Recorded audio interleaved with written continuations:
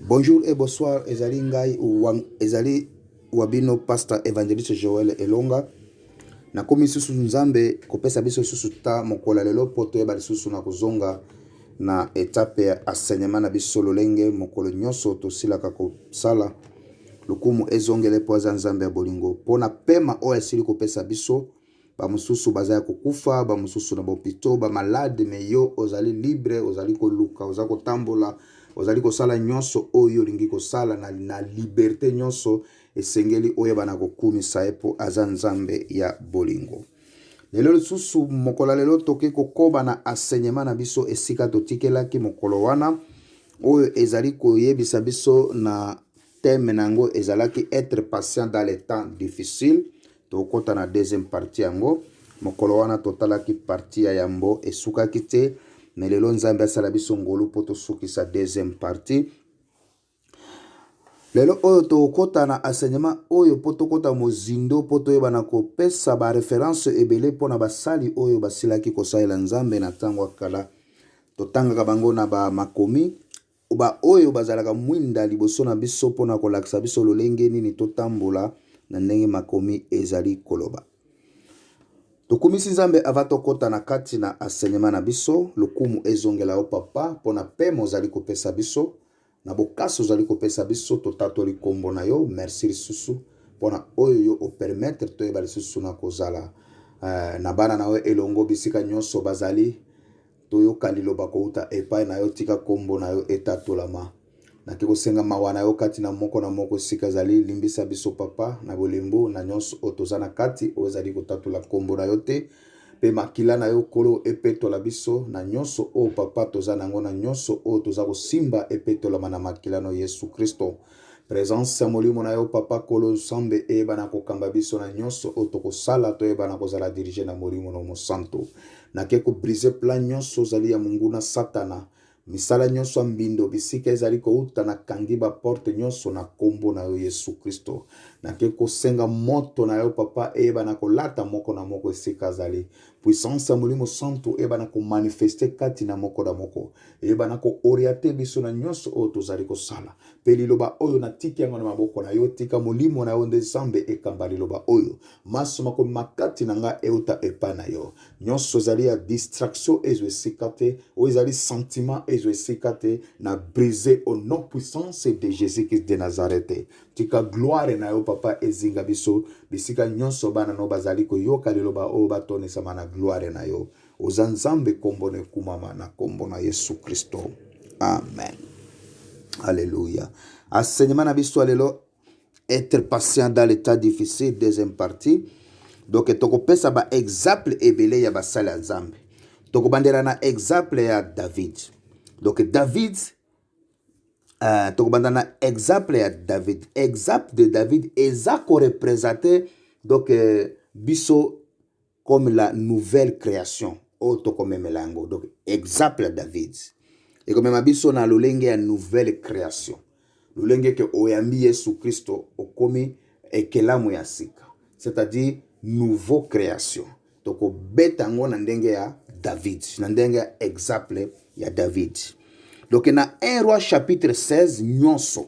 Soki otangi na kotanga ngo po na kotanga yango te po ezali chapitre mobimba ekoki komemela biso ta.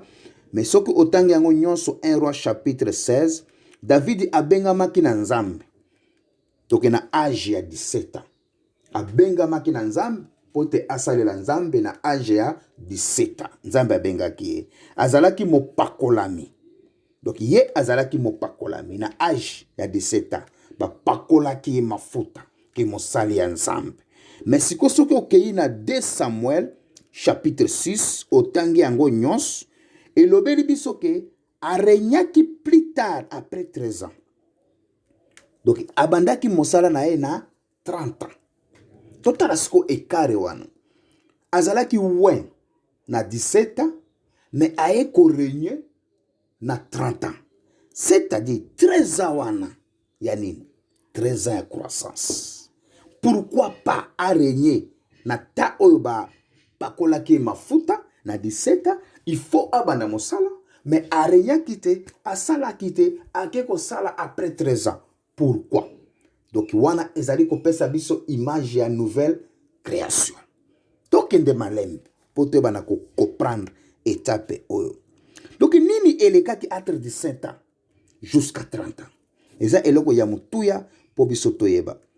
Donc na kati ya 13 ans na nzela ya croissance ko apprendre nini oyo ekomema ye na ministère kati na 13 ans. Donc il fallait qu'on apprendre, osa appeler, osa choisir de Dieu, mais il fallait qu'on le canane na enseignement. Il fallait nzambe apprendre quelque chose. Oyo eko memayo eko assurer mosala oyo ezali kati na yo. Alléluia. Alléluia.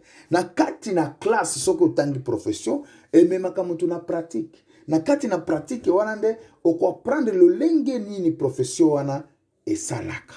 Donc après pratique nde mutu akende kisiko na mosala. Atake oza na mosala okoza na expérience penzate.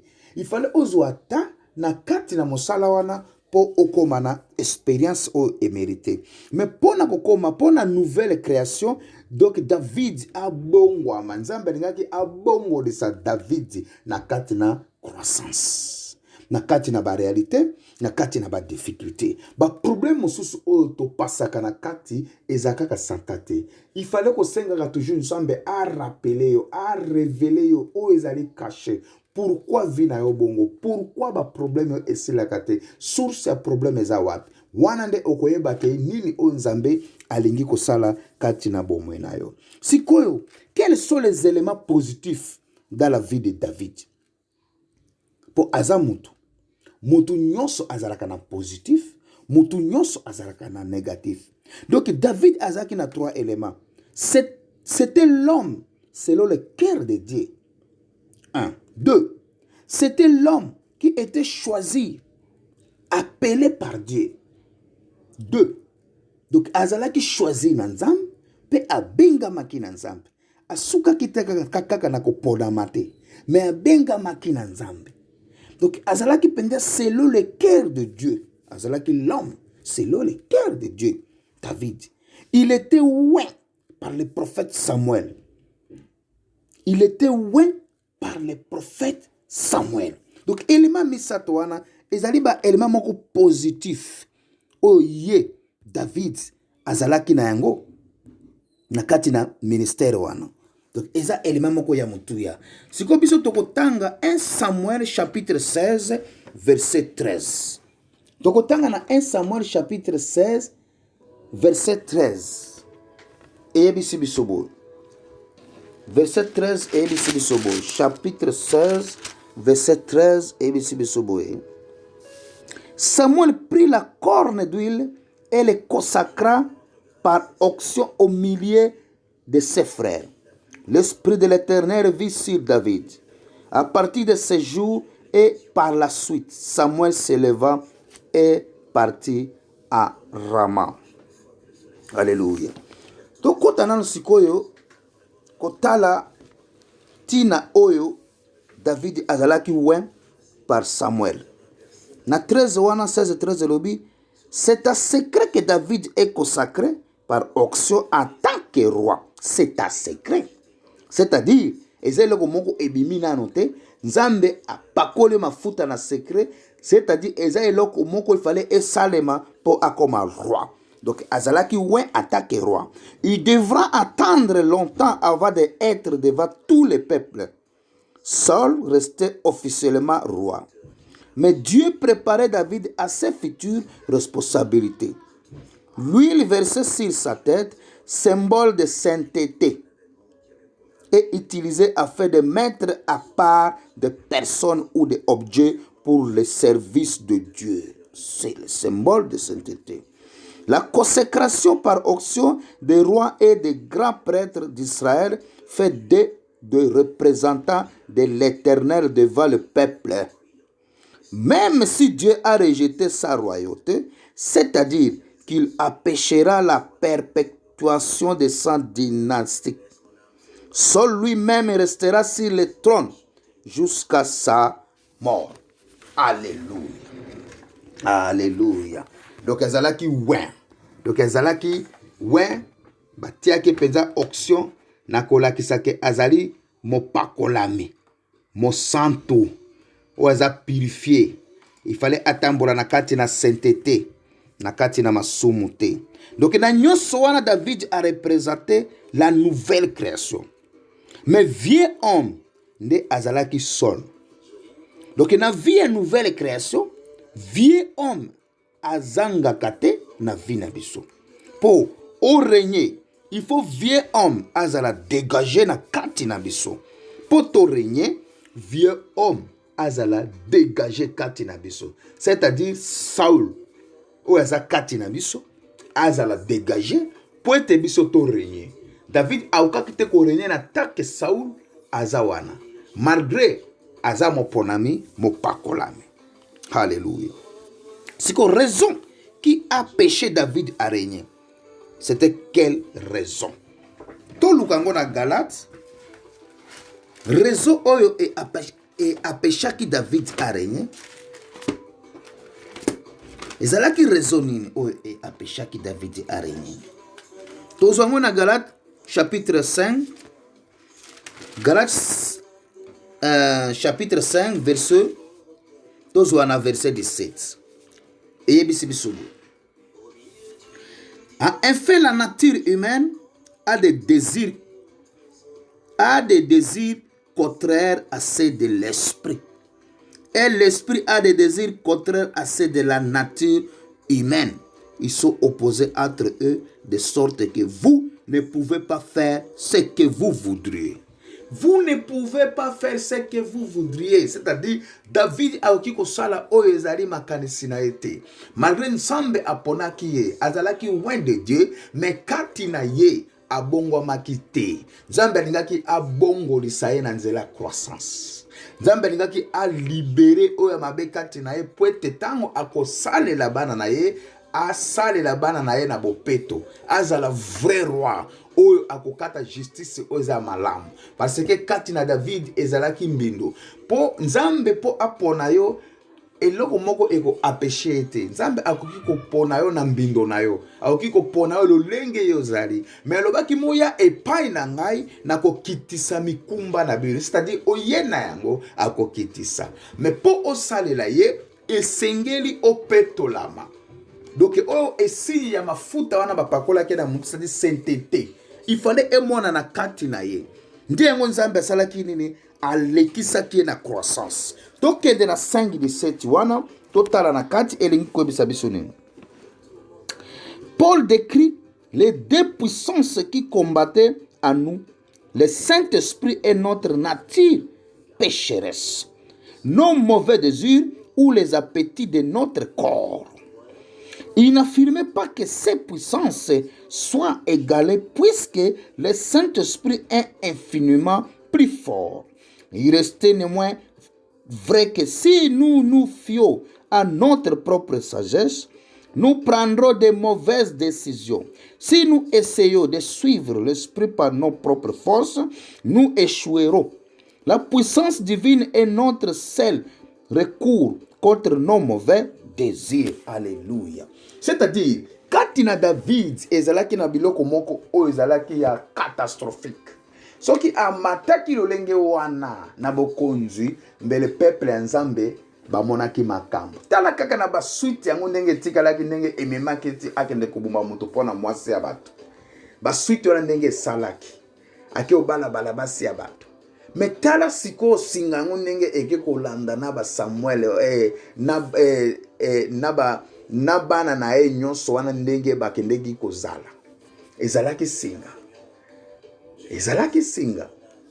Nde yango Nzambe asalaka makambo na ye doke malembe kino ayeba na kokokisa. Oye alingi kosala kati na mutu nyonso. C'est-à-dire Nzambe alingaki a purifier David pour être à mériter pour asalela ye. Donc David a représenté l'homme de l'esprit. Saul a présenté l'homme de la chair. Donc puisque idée nabiso zali que exemple à David eza ko représenter la nouvelle création, c'est-à-dire tozo Saul azali l'homme de la chair, David azala l'homme de l'esprit. Donc Saul azali chair et a péché David, esprit, a régné. Donc Saul a péché David ko régné na trône ya autorité, a péché ye ko vivre na ko régné ko zala na paix malgré azalaki mo pakolami. Oyo lelo eyebi ye donc oyo lelo donc pardon oyo lola eyebi ye. Donc ye azalaki a péché par Saul ko régné ko exaucer autorité na ye ko vivre donc ko sala nyonso oyo ke Nzambe alingelaki asala na lola nde eyebi lola eyebi susu Saul te mais et a péché ye kaka. Siko soki to avance totangi kaka na même Galates chapitre 5 verset 19 eyebi sibisobo. Alléluia. Les œuvres de la nature humaine sont évidentes. Ce sont adultère, immoralité sexuelle, impureté, la débauche. Wana ezali œuvre de la nature humaine. Siko kati na ba œuvre wana tokuta ke moralité sexuelle ezalaki kati na David oyo ke ememaki tina royaume pe ebotaki ba mbuma.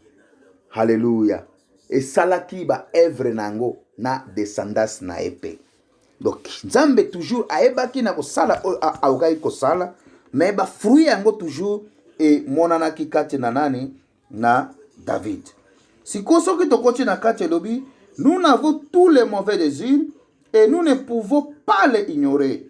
Pour marcher par l'esprit, il nous faut les affronter résolument, les crucifier. Le crucifier. Ces désirs comprenant des péchés évidents tels que l'immoralité sexuelle et les activités d'occulté. Il incluait aussi des manquements plus subtils tels que la jalousie et l'égocentrisme. Le fait d'ignorer de tels péchés ou de refuser d'y renoncer montrait que l'on n'a pas reçu l'esprit qui débouchait sur une vie transformée. Alléluia. Alléluia. Okoki ko ignorer te. Il fallait qu'on dénonce yango, qu'on rejette yango pour osala libérer. Alléluia. C'est-à-dire, elengi ko biso nini. Donc na Galates chapitre 5 verset 19 est représenté via Saul, œuvre de la chair. Ezalaki ko manifester na via Saul. Donc David amikutaki a comme roi sa trône, sa autorité. Sa autorité. Wana eza raison qui a empêché David à régner. Galates chapitre 5 verset 17. Galates chapitre 5 verset 19. Wana eza raison ozali ko empêcher ye a régner na trône wana. Po okoki ko ponama, ko pakolama mafuta na kolo, po osalela ye, il fallait au mériter. Puisque oza ko makati na yo, oza ko transfert yango kati na bana na ye Nzambe. Donc soki eza ya mabe, oko transfert mbuma ya mabe kati na bana na ye Nzambe. Il fallait au petolama. Il fallait au tambola na bo peto, sanctification, au mériter pour te ozala exemplaire devant bana na Nzambe. Ndengo David il faut ozala vrai roi devant peuple de Dieu. Alléluia. Ndengo 13 ans ya croissance. Il fallait Nzambe ayaba na ko petola ye. Maga mususu eyela kabiso. Ba maga mususu oto ko kendeke na kati toza ko juger Nzambe tozoloba eza ko umela. Pourquoi bo Nzambe te totikala maga nyonso na tana yango. Nzambe ayebi nini oya sala kati na vina yo. Mais loko ya mutu ya ifale ko zalaka na lolenge ya kotuna ka Nzambe. Kotambola kana kokamba mana ye po oyeba position nini oyo za nango po rendre yo assurance moko divine kati na yo na ba chemin na yo nyonso oyo yo zali kotambola. Alléluia. Siko pourquoi David a régné quitté mais vie azalaki ko régner. Pourquoi? O wana tomona ki raison qui a empêché David à régner, mais pourquoi David a régné quitté mais Saul aza ko régner. Vieux homme aza ko régner. O tomona ki na Galates chapitre 5 19 aza ko régner. Pourquoi? Donc parce que alekaki te na élément oyo bazali kobenga anakainos. Donc anakainos eza la renouvellement de l'intelligence. Azalaki renouvelé te intelligemment, azalaki renouvelé te. Nde Nzambe akaki ko permettre ye arégner na lolenge ye azali. Donc alekaki na metaloya. Et là ici la repentance.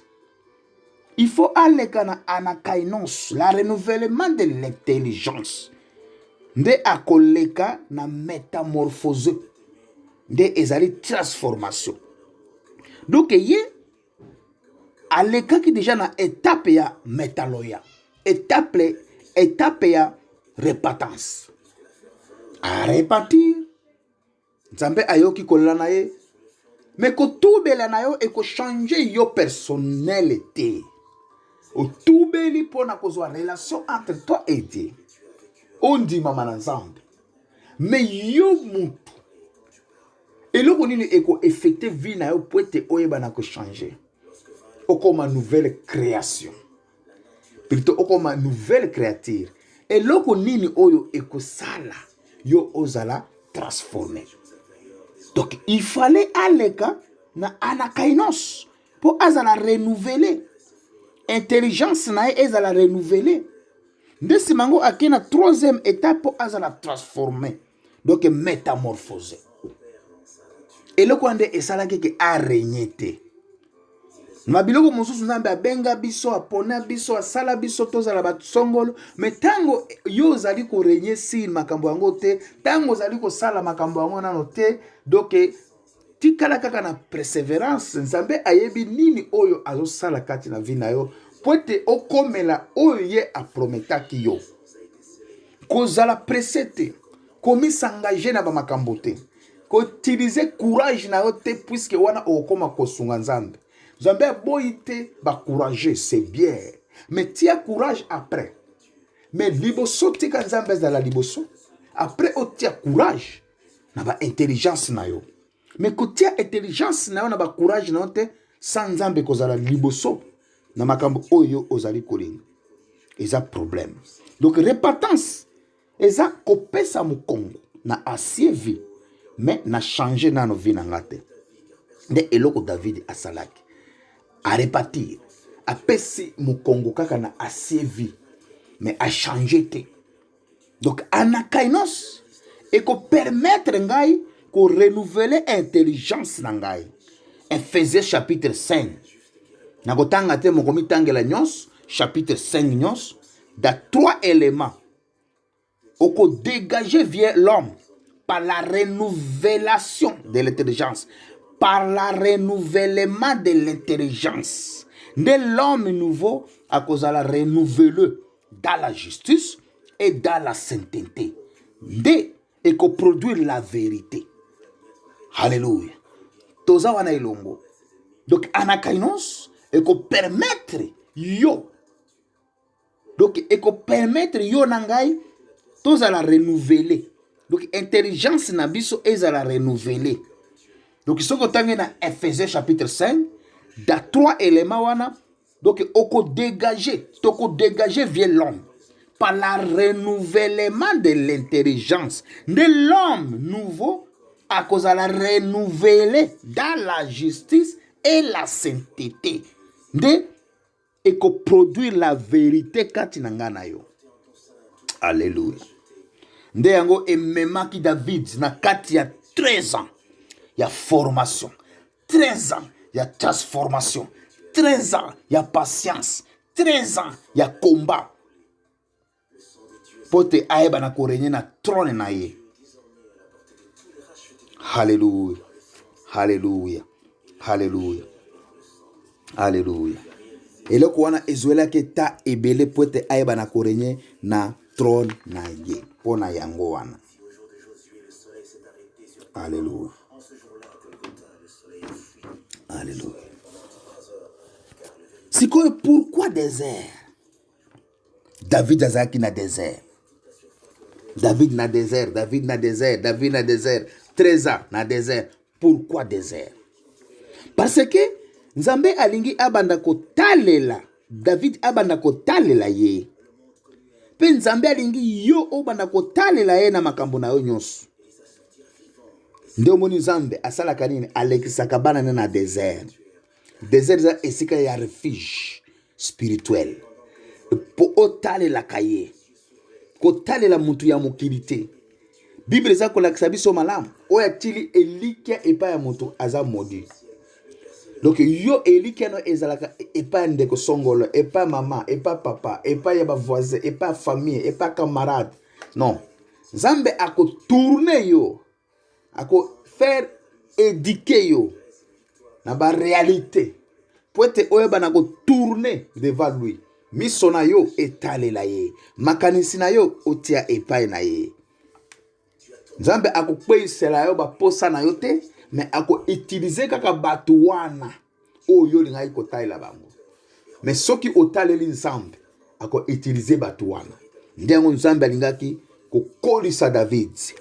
Ko faire azala un vrai roi responsable. Donc soki o leki na déserte, mais o benga maki okobanda kotala kaka oyo ozomona liboso na yo. Ba réalité liboso na yo. Pe intelligence na yo nde ekobanda kosala esika Nzambe. Oui obenga maki, mais ozalaki purifié te. Ozalaki expérimenté te. Donc okozala kaka mobenga mimoko oyaza mai. Po ba réalité zalaka. Ba circonstances zalaka. Ba difficultés zalaka. Ba attaque zalaka. Donc ekomema yo facilement. Malgré yo benga maki. Hallelujah. Donc na kati ya désert, Nzambe akobimisa nyonso oyo eko apêché yo. Okomela ministère na yo. Donc haine, ba bien maternel, ba désir na yo. Lolenge asala David na kati ya 13 ans. Nde yango Osée chapitre 2. Soko tangi na Osée chapitre 2 nyonso. Alobaki Nzambe akosolola na motema na yo. Alléluia. Donc na kati ya désert, Nzambe akosolola na yo. Kokamba yo. Na kati na ba circonstance. Na kati na ba difficulté. Na kati na ba problème yo zoleka na kati. Olo lenge yo zali wana. Nzambe akokamba motema na yo. Soki o tourne miso na yo epai na ye, makanisi na yo oti epai na ye, Nzambe akosolola la motema na yo. Alléluia. Donc na kati ya désert, il faut apprendre patience, beauté, relation na bato ya mabe. Pour muto mabe, il faut apprendre le lenge okiko vivre na ye. Po aza ekela mwa Nzambe. Asale makina elongi ya Nzambe na lolenge ya Nzambe. Donc il faut apprendre lolenge ya kozala na bato lolenge wana. Alléluia. Po soko yolinga na semo awa babetela ka loboko bandima kayo kaka. Donc okosala keloko te na mokili. Ozana omuntu te yo sala mokili na yo. Po na se awa bakobetela loboko ezana bo bakotelemela yo, ezana bo bakochola yo, ezana ba obako contredire kaka makambo na yo. Mais Nzambe ko apprendre lolenge ni okozana relation na bato wana. Alléluia. Pour un serviteur de Dieu, toujours il faut être prêt pour affronter le retour, pour affronter la tentation, l'attaque, pour défendre la vérité. Alléluia. Alléluia. Il faut apprendre patience, il faut apprendre beauté pour la relation ya banabatu nyonso. Donc Nzambe amonaki David akokite kaka ko régner na auction oba tiaki na auction o Samuel atiaki auction ezali pona ko enseigner pona ko prêcher pona ko manifester la puissance de Dieu. Mais il faut le fruit de l'esprit, la transformation de la vie pour régner dans cette vie-là. Il faut le fruit de l'esprit. Alléluia. Alléluia. Alléluia.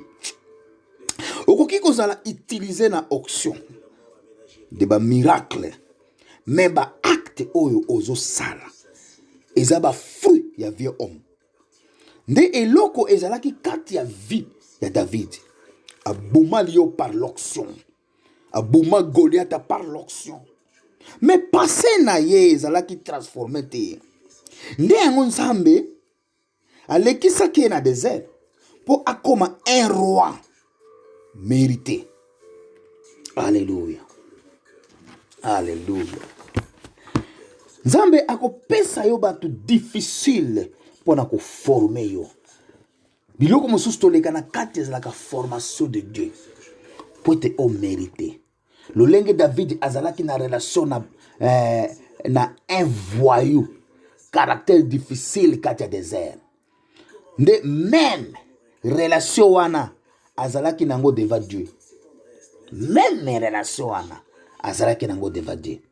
Succès à l'homme de Dieu et déprendaka na libanda te et déprendaka na kati.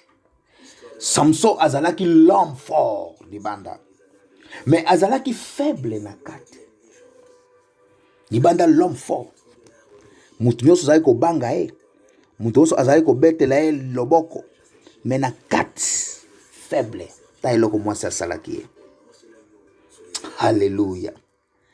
Na ebandeli ya désert, David abandaki kotinda moto na banguna na ba prière ya mabe. Après tango akoprandaki ke azoleka na désert ya Nzambe.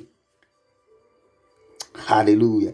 Et a changeaki prière na ye pe a maîtrisaki banguna na ye. Tango ya yebaki ke désert za Nzambe a maîtrisaki banguna na ye. Qu'est-ce que David a fait?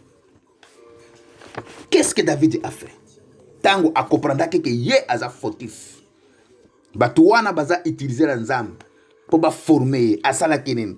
Tango ayebaki que ye nde aza problème, Saul aza na problème te, abandaki kolinga Saul makasi. Azwaki Saul akokaki kobuma ete. Azwaki. Mais lokola Nzambe a travaillaki motema na ye David. Alléluia. Alobaki nakoki te kosimba moponami ya Nzambe. Orke yende aza mopakolami ya Nzambe. Saul susu te. Nzambe afungolaki miso ya David. Alléluia. Abandaki ko comprendre. Abandaki ko prendre soin. Il y a l'homme nouveau par la parole de Dieu. L'homme ancien a disparaître automatiquement. Romains chapitre 5. C'est la processus.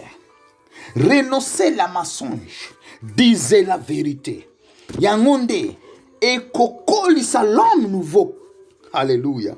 Tango David a komaki na cycle. Akutanaki Saul akangi famille na ye. Na ba kombata na ye nyos. David abandai kolela. Pe ba kombata ba lukelaki ye. Mais David azalaki na support ya Nzambe. Donc elingi kolakisake l'homme nouveau kati na ye azalaki ya kokola. Alléluia. De etelemisaki David. Potango l'homme de nouveau kati no akoli oko telema. David ya telema ki na tango wana. David na tango wana David amisa puyake na Nzambe. Abandaki ko talela Nzambe. Elakisi biso tango bato nyonso baza contre toi. Comment on commis s'appuyer dans Nzambe. Alléluia. Après cela, David réagit. Alléluia. David réagit. A réagira kindeinin. A réagira kindeinin. David a réagira kindeinin. Alléluia. Psaume chapitre 139 verset 23. Nakotanga te mokomi tangela. Mais tango obandili. Alléluia. Tango otangi livre à psaume. Na 1 Samuel et 2 Samuel. Et sololi pour la vie à David. Psaume 139 verset 23. Prière à David et bandaki ko koma na étape ya maturité. Abandaki ko koma na étape ya maturité. Abandaki ko senga lisusu protection te. Azalaki ko senga te Nzambe a épargner ye na ba ennemi te. Alléluia. Alobaki problème oyo nazo mona eza pona ngai moko. Nde alobaki Nzambe a sondé ye. Donc ko cheke ye. Soki eloko nini ya mabe eza kati na ye. Pe atala oyo eza kati na motema na ye. Pe approuve ye yango. Psaume 25 chapitre 4. Nzambe akoki ko conduire mutu oyo aza enseigné te. okoki ko enseigner mutu oyo aza koyoka mungongo ya nzambe pete. Alléluia. Oh nzambe conduire ngai, kamba ngai. Il faut zala enseigner pour nzambe akamba yo. Sokoza illettré, buriki, akokambelo bisika nini. Pe il fallait que ozala enseigner, okoki ozala pe enseigner te soki oza koyoka mungongo na yete. Po okozala enseigner na ye. Tango nzambe aza koloba yo za contredire. Tango nzambe alobi kende yo telemi. Tango nzambe alobi zonga yo kei, eske wana okozala enseigner? Oza ko teleme na maître na oza enseigner? Parce que mungongo ya nzambe eza paisible.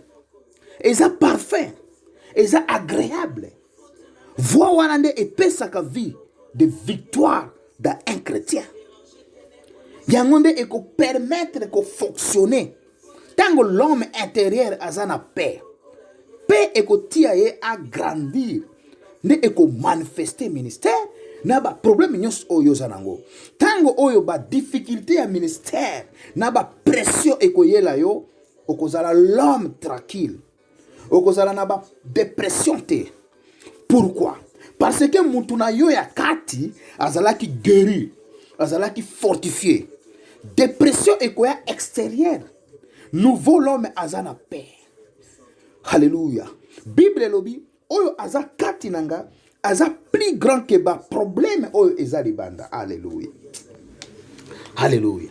Nde yango oyo David ayokolaki na désert pour akoma un vrai roi. Alléluia. Tonzembaka la fidélité de Dieu. Mais tango to kutari na ba problème, fidélité wana to boaki yango. David anzembaki fidélité de Dieu te. Mais akomaki oyo amonaki yango epa ya nzambe na kati ya désert. Tango David akoprandaki nyonso wana de Dieu a agir. 2 Samuel chapitre 2 verset 1 jusqu'à 4. Mokomi tangela ponata nakotangate 2 Samuel verset 2 chapitre 1 à 4. Dieu a agi na tango David a comprendre que ye ne aza problème. Sambe ako agir na vie na yo tango o comprendre que yo oza problème na ba problème na kati na vie na yo nde nzambe ako agir. Ndenge nzambe a agiraki na 2 Samuel chapitre 2 verset 1 à 3. Tango vie l'homme Saul akufaki bitumba David esilaki. David akotaki na taya plénitude, na taya victoire. Tala amour o nzambe atiaki kati ya David. Akundaki munguna na ye na honneur. Parce que l'amour pardonne tout.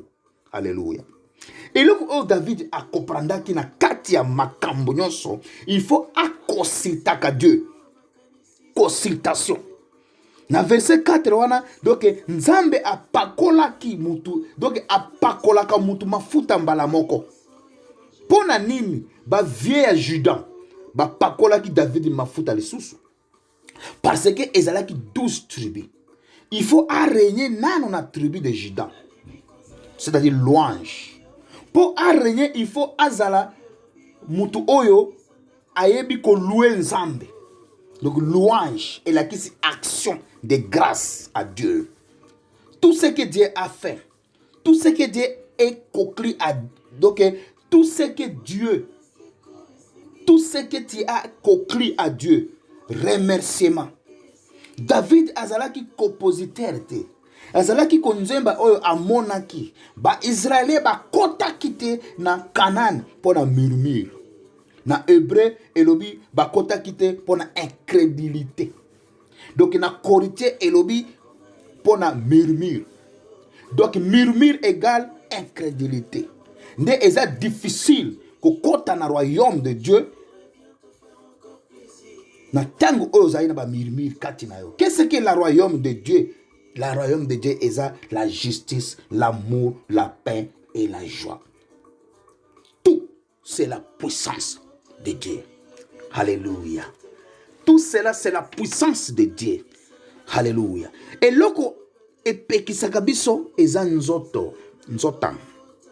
Soko tangi na 2 Samuel chapitre 2 verset 11. David a régné pendant 7 ans. 7 ans. Et à hébreu, na kati na louange. malgré la difficulté. Alléluia. Mais mwana na ye Absalom akomaki rebelle na ye. Bato bafingi ye aza roi ya makila. Mais abumaki munguna na ye te. Nzambe amisokipaki na ye. Nzambe amisokipaki na munguna na ye. Po David abongamaki, akomaki nouvelle création. Akomaki nouvelle créature. Abongwamaki. Nde Nzambe akipaki na munguna na ye. Nzambe akokipe na munguna na yo. Tango yo okobalusa miso na yo obandi kotalela Nzambe. Tango yo okoyeba ke Nzambe nde azali solution na vie na yo. Alléluia. La guerre continue. 2 Samuel chapitre 5 verset 3. Nakotanga te okomitangela. C'est-à-dire elengi kolobela biso nini wana. Na 2 Samuel chapitre 5 verset 3. L'homme nouveau a côté vieux l'homme a disparaître. Quand le fruit de l'esprit est abondant à nous, les œuvres de la chair partir. Okoki ko jeûner na prière sur yangote. L'homme nouveau a kozala renouveler na kati intelligence na yo. Kolekana na ko pratiquer liloba ya Nzambe. Les fruits de l'esprit va grandir. David grandir, la maison de Saul faiblir. Parce que David, il était dans la louange à l'hébreu, na Judée. Alléluia. Verset 2, verset 1, 2 Samuel chapitre 5, verset 1. Et là, na kati ya 12 tribus, chaque tribu est dans sens nango. Première est à Juda, c'est la louange. Alléluia.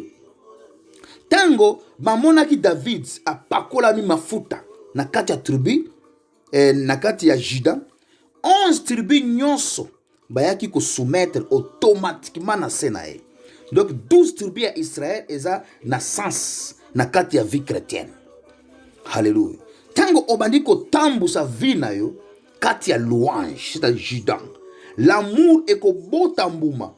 Oyo bato bakolanda yango po ba soumettre na sena yango. Na sena yo.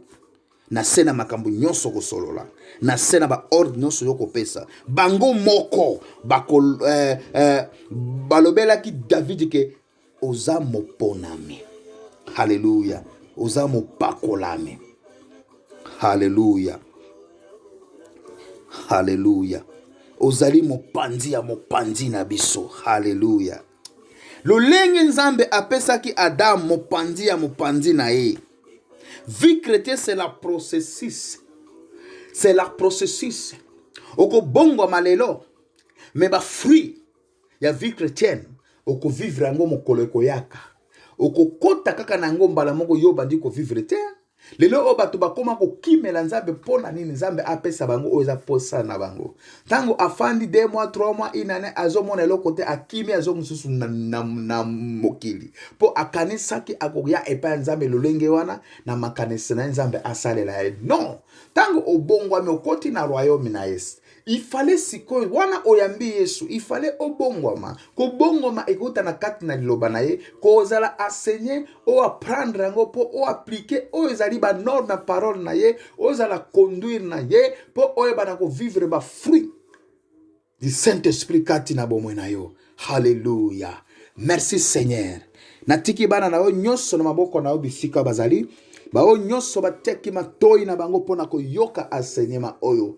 Tika Nzambe kolo o transformer intelligence na bango, o transformer connaissance na bango, o transformer pensée na bango, o transformer ba sagesse na bango, bazala transformer papa par votre parole, bazala transformer papa na liloba na yo. Tika Nzambe o manifester kati na bango, ba mona loboko na yo ke ozali Nzambe na bomoi, ba mona loboko na ko ozali Nzambe salaka, oza Nzambe aliloba, o moni samakana misala kati na bomoi bana na yo. Tia kimia na yo kati na bango po ete Nzambe na bikamwa baye bana ko recevoir patience ya ko patiate o Nzambe kolo o tikati na bongo na bango. Merci Seigneur na maso oyo osali na tiki bango nyonso na maboko na yo o libere bango kati na ba captivité kati na batata sona batake ba malade papa na sengi guérison likolo na bango o simba bisika nyonso basili papa na ko yoka pasi miracle non papa esale makati na bomona bango oza nzambe manifeste oza la liboso ya bao nyonso bisika baza kokende koluka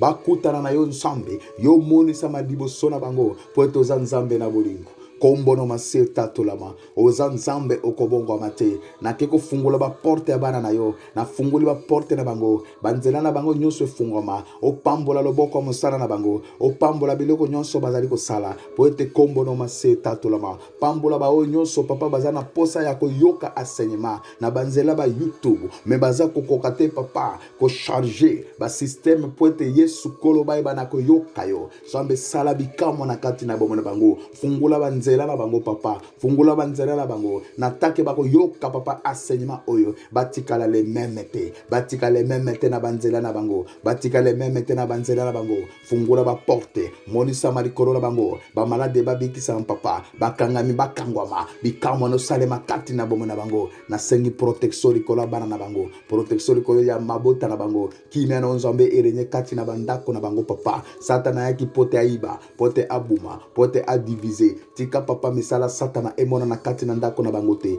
na bengali na kombo na yo Yesu Kristo na recevoir kimia no kati na bandako na bango paix kati na ndako na bango la justice no kati na ndako na bango amour na erenye kati na ndako na bango au nom puissance de Jésus Christ de Nazareth. Merci Seigneur na onyoso sali na pokwa lelo na tongwa lelo na mwa lelo bisika nyonso bana no bazali lokumu na masanzo lezongela yo na kombo na Yesu Kristo.